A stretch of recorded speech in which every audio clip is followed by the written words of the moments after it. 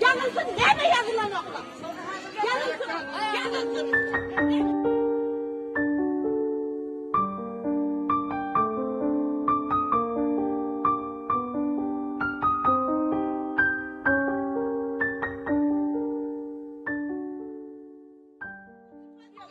Yanılsın sana. Adam satın adamı hem belki dedi, yazılım dedi. Yazılmasanız size yok. Benim adım 27'de. Hadi görelim. Güzel yap. Durun ya. 10 günde durup verilmiyor. Verilmiyor.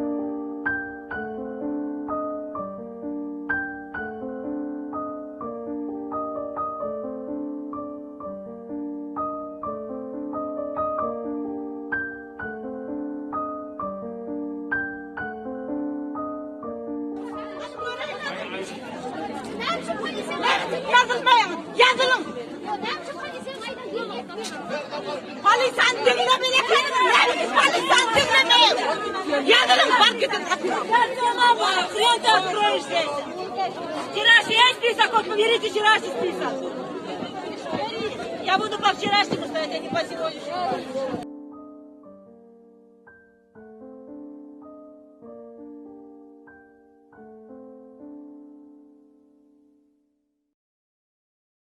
Моя мама первая стояла.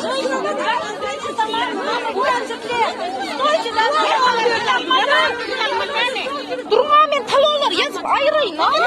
Yanımın adasından kıyıp dururlar. Hep dururlar. Anlıkla alıyorlar. Bana ağrıya bak. Yok, kurban. Durduyu bakayım. Ya ben sıkıntıyım ya. Ama durduyu bak. Sıra koydu beni. Almadıkları var sıra koydu. Biz var ya hepimiz bize yazılan yok. Alınmadık. Bir de alamadık. Bir de yazılan. Yine bizim en son Yazdılar. Beni çoğlardan. Ya bak bu yeri. Ya bana.